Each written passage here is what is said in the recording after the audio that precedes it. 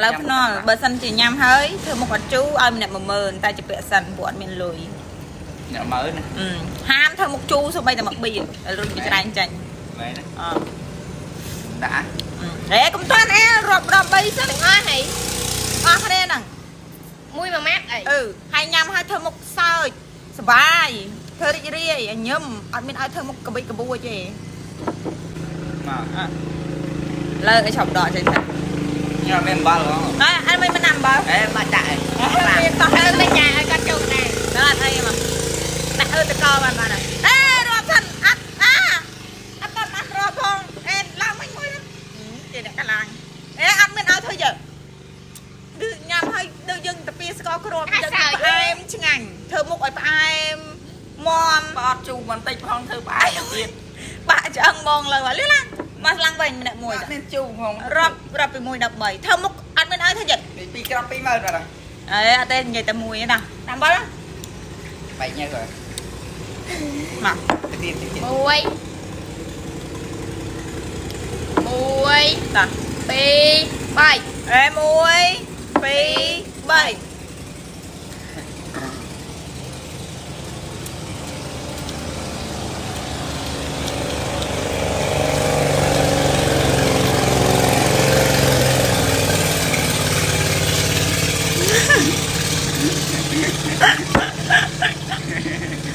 lấy chai áp chu đây chân mà vô lôi gì cho bà chai một con chu chắc sụp một của mình chơi không cần nhầm nứng tầm bay trong anh lôi mà mơ này á mà cái đọc mà mơ nè trong nhà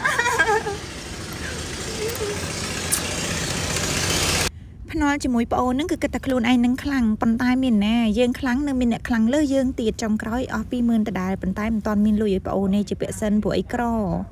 បន្ទាប់ពីវគ្គជូរជ្រះនឹងចប់ទៅឥឡូវយើងចូលដល់មុខម្ហូបយើងវិញថ្ងៃហ្នឹងគឺនាងខ្ញុំមានរបៀបស្ងោរជ្រក់ត្រីរ៉ស់ជំរាបជូនបងប្អូនតើអ្នកទស្សនានឹងមានរបៀបស្ងោរជ្រក់ត្រីរ៉ស់បែបណាដោយនាងខ្ញុំអត់ឬក៏ខុសនាងខ្ញុំកុំភ្លេច comment ម្នាក់មួយផងណា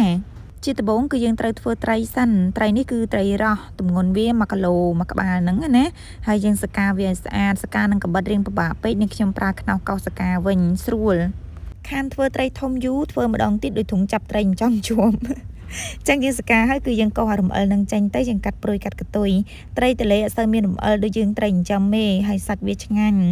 ចឹងយើងកាត់ព្រួយចេញអស់ហើយយើងចាប់ផ្ដើមភ្លើយវាបែបហ្នឹងទៅហើយយើងកាត់យកក្បាលចេញក្បាលហ្នឹងទុកធ្វើក្រោយគេបន្ទាប់មកទៀតគឺយើងជាដកយកអាព្រួយហ្នឹងចេញអ្នកខ្លះអត់សូវឃើញជាដកព្រួយដូចនាងខ្ញុំទេច្រើនតែកាត់ព្រួយយកហ្មងតែតាមពិតបើសិនយើងជាវាទាំងសងខាងដកវាចេញមកអញ្ចឹងគឺស្រួលអ្នកដែលមិនចេះធ្វើត្រីហ្នឹងគឺអាចសាករៀនធ្វើត្រីបានព្រោះនាងខ្ញុំជឿថាច្បាស់ជាមានអ្នកអត់ចេះធ្វើត្រីពេលដែលនាងខ្ញុំវះពោះហ្នឹងគឺនាងខ្ញុំប្រយ័ត្នដោយសារក្នុងហ្នឹងមានពងវះផ្ដេសផ្ដាស់ហ្នឹងគឺបែកពងខ្ទេចអស់ឥឡូវយើងដកពងហ្នឹងទុកម្លាយសិនទៅយើងចាប់ផ្ដើមធ្វើកាពះត្រីរ៉ស់នាងខ្ញុំចូលចិត្តខ្លាំងជាងគេអាផ្នែកកាពះត្រីក្បាលត្រីពងអីហ្នឹងគឺចូលចិត្តខ្លាំងណាស់ញ៉ាំទៅវាឆ្ងាញ់ឥឡូវយើងធ្វើក្បាលត្រីវិញម្ដងក្បាលត្រីនេះបើសិនយើងធ្វើមិនស្អាតទេគឺឆ្អាបជាពិសេសអាត្រីនៅពេលដែលយើងទិញគេឲ្យគេធ្វើឲ្យយើងអត់យកមកធ្វើបន្ថែមខ្លួនឯងលាងទឹកអត់ស្អាតអីហ្នឹងគឺពេលយកធ្វើសម្លគឺឆ្អាបហើយនាងខ្ញុំកម្រណារឿងទិញត្រីគេមកធ្វើម្ហូបបើសិនជាទិញគ្រាន់តែឲ្យគេសកាហើយគឺនាងខ្ញុំយកមកធ្វើបន្ថែមនៅផ្ទះខ្លួនឯងអញ្ចឹងត្រីហ្នឹងយើងកាត់កង់ឲ្យទុកម្លាយសិនហើយខ្ញីអ្នកខ្លះគេសួរនាងខ្ញុំថាស្ងោរជ្រក់ណាដាក់ខ្ញីហើយនាងខ្ញុំប្រាប់គេថាអូស្ងោរត្រីខ្ញីឬក៏ស្ងោរនេះដាក់ខ្ញីអីអញ្ចឹងណាគេថាគេឆ្ងល់ថាមិនទៅត្រូវដាក់ខ្ញីអញ្ចឹងស្ងោរជ្រក់នាងខ្ញុំគឺស្ងោរត្រីផ្សេងធ្វើជ្រក់ផ្សេងខ្ញីនឹងត្រីធ្វើស្អាតហើយគឺយើងមកបោចជីម៉ាក់យើងនៅក្រោយផ្ទះហ្នឹងទៅព្រោះអីទៅទិញគេ3 4ត្រឡប់អត់មានអ្នកលក់ទេអ្នកលក់បន្លែអត់មានក្របន្លែខ្លាំងណាស់បើថ្ងៃណាគេអត់យកទៅលក់គឺគ្មានបន្លែញ៉ាំទេឥឡូវអ៊ំទុកទៅបេះស្លឹកកប៉ោកហើយបងប្អូនឆ្ងល់អត់ថានាងខ្ញុំបេះស្លឹកកប៉ោកធ្វើអីឬក៏គិតថាគេអត់មានជីលក់អីហ្នឹងហាន់ស្លឹកកប៉ោកនឹងដាក់ធ្វើជ្រក់ឬក៏យ៉ាងណាឥឡូវចង់ដឹងថាយកស្លឹកកប៉ោកនឹងធ្វើអីតាមដានទស្សនាបន្តឥឡូវជីក៏មានហើយស្លឹកកប៉ោកក៏មានហើយគឺយើងយកវាទៅលាងទឹកឲ្យស្អាតលាងវា3 4ទឹកអញ្ចឹងទៅនៅពេលដែលយើងលាងស្អាតហើយគឺនាងខ្ញុំលាងជាមួយនឹងទឹកស្អាតមួយទឹកទៀតដោយសារជ្រក់ឆៅយើងត្រូវទៅសម្អាតឲ្យបានច្រើនទឹកកែលុយញ៉ាំទៅឈឺពោះព្រោះយើងអត់បានចំអិនវាឥឡូវហ្នឹងគ្រឿងស្ងោរជ្រក់ត្រៀមឲ្យអស់ហើយជីទាំងអស់ហ្នឹងទុកធ្វើជ្រក់ ប្រហុកនឹងក៏ទុកធ្វើជ្រក់ដែរចំណែកឯត្រីនិងខ្ញីនេះគឺយើងទុកស្ងោរហើយស្លឹកកប៉ោកនេះនាងខ្ញុំបេះមកគឺយកមកអាំងប្រហុកនឹងខ្ជិលប្រកាត់ភ្លើងដាក់អាំងនឹងជាក្រានហ្គាសនៅគោគេអាំងប្រហុកគេខ្ចប់ស្លឹកចេកអីចឹងតែនាងខ្ញុំអត់មានស្លឹកចេកទេមានស្លឹកកប៉ោកនឹងឯងចឹងដាក់អាំងចឹងទៅ